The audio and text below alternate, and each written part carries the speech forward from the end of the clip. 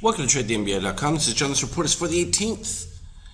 Well, after the big up bar, we had a little bit of fillback. We would expect that to happen. Typically, up to 50% of the previous up bar is fair game within that. The critical aspect in watching this now is once we've dipped here below the orange, you've got to see two things happen. One, well, assuming you want the long to continue, that is, the green has to move above cyan, given. And you want to keep the orange below that green until after it's done so. Because if the orange crosses above it before, your rally ends. Plain and simple. So the fact that we're seeing a turn up, pretty strong one on just a tiny move so far. We're just coming back to the 38% here in pre-market. It was quite an interesting day because you ended up going up a few points. It was like almost 5 or 10 at the pre-market, and then down, 30, and then finishing right back up at the previous close. So it was pretty impressive range. Very nice stuff. Particularly middle ending. We're just past the middle of October, so I think it's all really healthy. Nothing too dramatic. You can see much better on the NASDAQ because it moved all the way back to its 50% mark, but it's got to stay above it. That's kind of a critical thing. And so you can see here a little bit softer on that. The green is already above the cyan. So even if orange moves above it, as long as that green is above cyan, it still stays along. It's just that simple. And of course a little bit of softness in the euro because, well, hey, some people realize that maybe not all is well with the European Union, but that's a whole different issue. And the improvement in stocks, obviously, people can take away their cash and get back into equities, so a little softness. And here's a perfect example of it. So you can see the orange crossing above happened right here, and the next day, boom. So that's a pretty clean example of it right there. And oil, continuing its retrace, it's not going to help anything towards the end of the year, but at least you're not going to see an uptick in pricing. And that will stave off more inflationary pressures, which is obviously causing gold to just be in that little retrace after the big jump. And that happens with commodities. Sometimes they get the erratic, huge move, and then they kind of base for a little bit before making their next play. So, wow, look at this intraday. It was fantastic. So here's what I was talking about. We shot up, moved to the highs, and then put in a beautiful sell signal. And then this is what happens, what I talk about, where the steel remains, for the most part, above zero, all the way across, and remains effectively within bearish range until you get steel moving below red, or in this particular case, as I look for it, red above -7, which happened in the next bar after this buy signal. These previous ones obviously were coming off of the orange candles, which we typically know tend to retrace their lows, and so I don't look for them to buy as buys. Not to mention, no closes above the 23% until this spot right over here where we finally get red making significantly higher pivots. You can see that P2 right there, and made a nice run. And then as the positive extremes started taking place, we really didn't get any clean sell signals for a lot of these. These will pop up on occasion, but at this point, when you're getting a DOC spread and you've already got the hyper extremes, all that can happen is this mouth is going to close, and that's more bullish than bearish, which is exactly what happened. You went back to new highs, and you repeated that a couple of more times. But once you got green decidedly below the red, and red starting to trail off, these all started to look good from this point on until your final one, which was right over here up at the 28.16. And that one dropped all the way as low as 27.99. Now, you can see all these numbers. Well, these were all the positive extremes that were from before on the previous run. And gosh, we really have to reduce this chart dramatically to get a clear view of that. Even more. It's taking a while.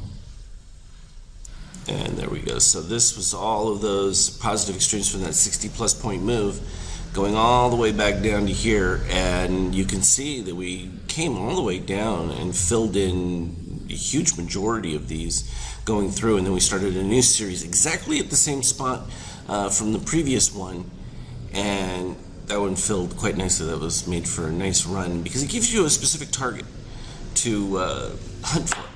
And that makes it effective when you're seeing, down moves, and maybe it gets a little erratic with some of the signaling, or like this where you're getting some orange dips, but it's not really doing anything, and then all of a sudden you get into the play between two zones. And in this case, we went down to the 84 range and then fought right back up to the 94, and then it kind of like stabilized in between the two, the 96.50 and the 94, until it finally broke out. And once it broke out, boom, it was there. Pretty much created a positive extreme at the previous 805.50 range. Get this expanded back up here so we can see where we're at right now. Nice and clean. So we ended up with the DOC spread there right at the end of the day, and that has still been in place, and you can see with steel remaining at this elevated area. No new buy, not to mention orange is not dipping below red. So even though green is above, that's giving us some stabilization. Even if green goes above cyan, you might create a little bit of a boost, but if you don't get that orange dip, you're not going to have a sustained move. The fact that you had the dip below the red line, any retrace of the low now, which you're pretty close to on higher extremes, tends to get a little bit more improved bullish. But again, look at how when we broke above the 7, and as soon as we get above it right here on the DOC red, excuse me, right there, -5, so -4, and then boom, it just literally breaks below it. And once it does, it gives you an indication that it's going to continue. So it's something to look for. Really becomes powerful. It's the same as breaking the zone of like the 0. That usually is what causes this, and that's kind of exactly when this happened on the break of the EBM, and then just the cascade lower. But another item I really wanted to point out is that a lot of times what you're looking for is the crossover points when these take place, because that's where the real significance is. It's like in this case, the orange moving below the green at this particular moment where you're getting a closing of the mouth, that becomes a bit stronger, and you can see the impetus of as it pushes through. Now, the question of waiting until the end of a bar versus intra-bar, well, in my view is that they're very close, then you probably want to wait, but when you get a significant move like this, it's unlikely to change intra-bar. It depends on how many candle. Let's see if we can get a reading on how many bar ticks that is. So this one's already at almost 4,000. There's only 1,000 ticks left. So you already know that it's going to have more of a continuation within that. And in this particular case, may even dip below the red, giving a full buy signal at that particular point. So it becomes poignant when you see those particular spots, and particularly here, even if you get close to the close of that bar and green is over cyan, and further continuation, and not coincidentally right up against the resistance of that 2806.5, which was the previous breakout from before, and then you ended up with the start of a couple of these that are just slightly below it, and then the breakout candle that was at 97.50, where we came down real close to it intraday right here, 99.50. So it was within 2 points of it right at that spot. Still likely to hit. In fact, what did we hit this morning? 2,800 even, 2,801 tick up quarter. So all in all, good stuff though. As always though, I will put up details. I'm also going to probably go into more of like this chart, the 50K, because again, we were talking about how clean it becomes when you're looking for short signals. Like in this particular case, the DOC spread comes in at the peak.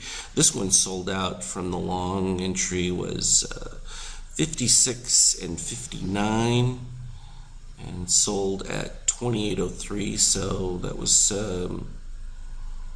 not a bad move, 40 plus points for the gain on that. And but again, here's where one of those things where I talked about where the steel crosses right here, letting you know that the potential of the short has pretty much ended. The next bar, you already have an inversion of the long spread, and sure enough, your turnaround point right there. So from this bar and the previous one, you get to see the pretty much ending of the short, and from there, boom, pops up, and actually it bought at that particular point right there. And we've kind of been even, and that's the reason is because you got green moving above, and then immediately steel started to cave on it, and orange being above. So as soon as the this particular case right now, you have cyan above green in the short spread, as well as declining red and steel. This should actually produce more of a downdraft than it has at this particular point. So this should be looking for a break even. I think it has 208.01 right there, and 201.75 as the stop. And that's what those prints are. It's printing what it's suggesting the stop is. So that's how that one functions. As always, though, trade well. We'll talk again later.